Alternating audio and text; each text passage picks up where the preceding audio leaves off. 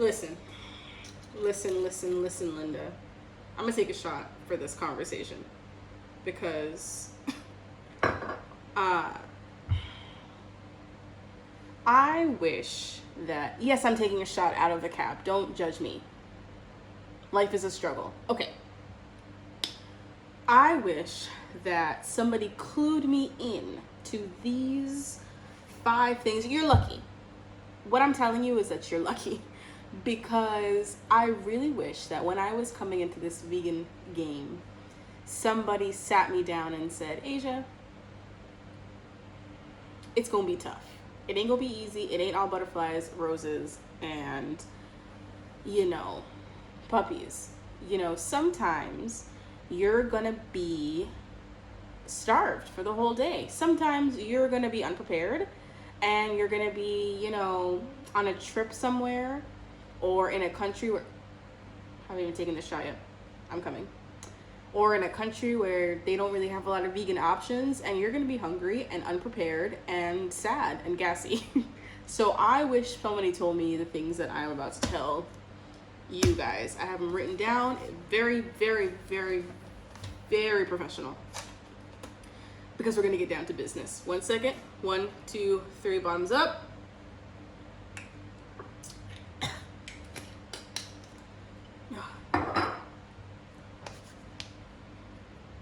Let's begin.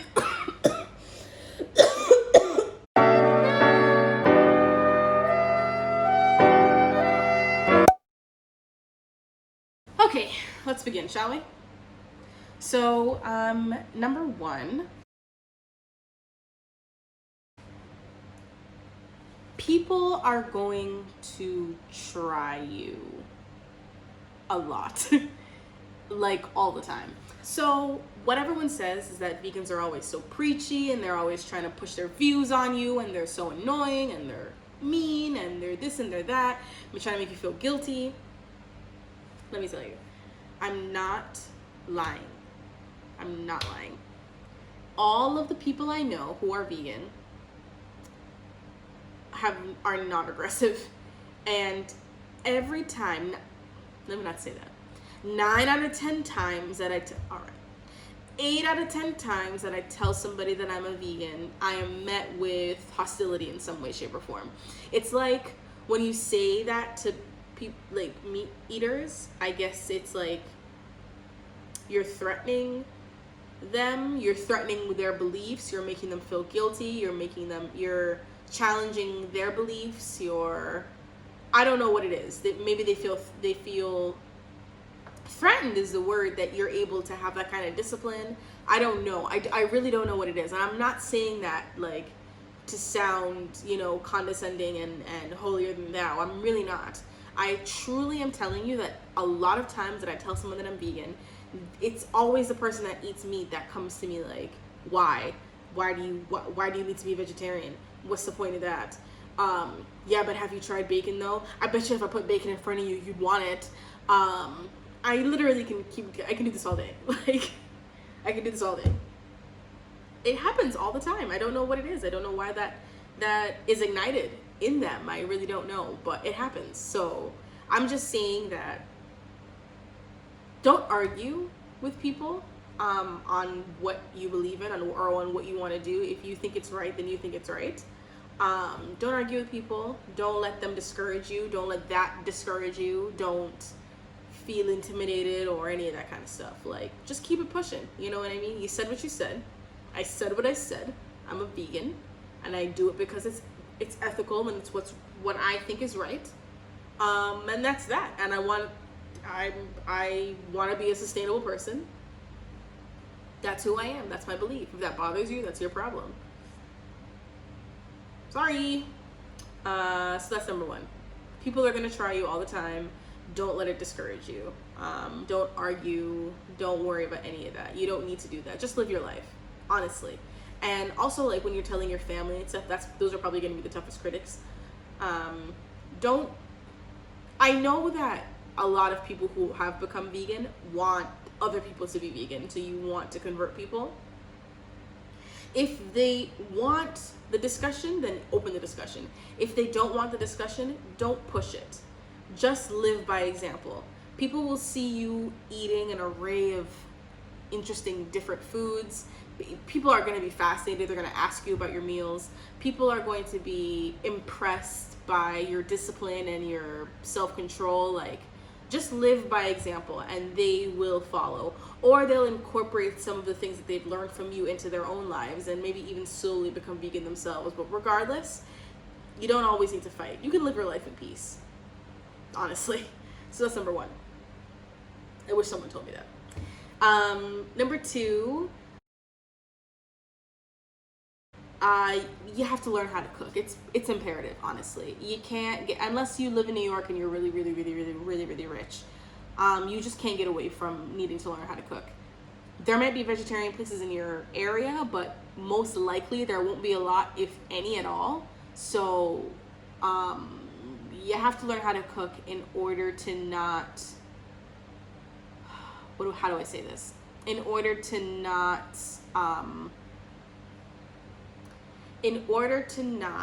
sacrifice your health for something that's less than good, because that's all that's available. You know what I mean? Like, if all that's available in your area is Burger King, so you get the Impossible Burger all the time, that's vegan or vegetarian, whatever it is, that's kind of sacrificing that's not optimal health, you know what I mean? And you're doing that because there's no other food, there's no options, and you don't cook. It doesn't work. There's just not enough options for vegans for you to get away with not knowing how to prepare your own meals. Yeah, that's it. That's it, really. Number three, you need to really assess how many vegetables and fruits you're actually eating in a day, because I can tell you from my own life experience, I have been a vegetarian, let's call it the umbrella term of vegetarian, for almost 10 years, and 7 of those years, 70% of that time has been spent eating really poorly as a vegan. Not eating a lot of vegetables, eating a lot of pasta, eating a lot of bread, eating a lot of crap. So you really want to ensure that that your plate, you have that plate with the pie thing, that 80% of it is vegetables or fruits, and then 20% is the other, whether that be tofu or tempeh or, I don't know, bread or rice or whatever it is that you use to supplement and, full out your meal. Most of it needs to be vegetables. So you need to really assess how much you're really eating. And if you really like what vegetables you actually like, because a lot of people don't really even like vegetables. I know that it's just recently that I'm starting to eat vegetables more than I used to. And fruits, I know that I don't eat enough fruits. So that's something that I'm working on now. Okay. Number 4, you need to budget for food now. I've spent a lot of money on food in my day. I don't know what that accent is. I've spent a lot of money on, let's take a shot. I should pour it out for the dead homies. I should pour it out for my dying bank account. Of all of the money I have spent, I can't drink that. All of the money that I have spent on food. Oh my God. Or on bad food, I mean to say. On food, on takeout and stuff. You need to budget for food now in order to spend money on the best fruits and vegetables that you can get. The most organic, the most blah, blah, blah. Budget for food properly now. But don't spend all of your money on shitty food and going out to restaurants, because that is a waste of money and time. Number 5. This is the biggest one. This is the most important. This is really the reason why I wanted to even do this video.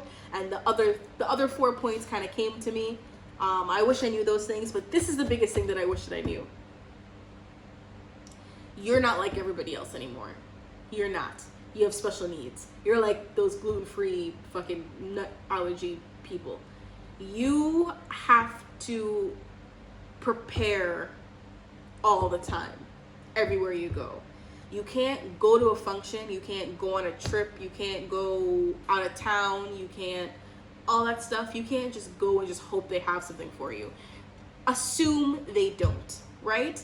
You need to either, this is where the cooking comes in. You either need to cook your own food and pack it and take it.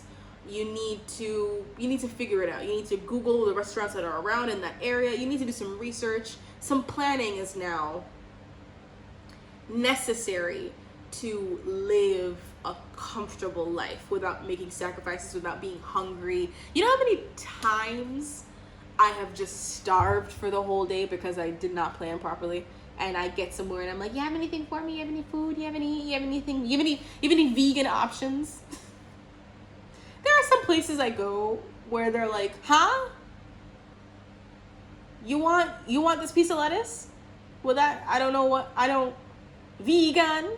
Like, if you're Jamaican, that will be funny for you. Honestly, you have to prepare. You have to bring your own food. You have to do whatever. So, and also, you need to learn how to, I'm not saying sacrifice in terms of food, like what you like, but at the same time, I am saying that.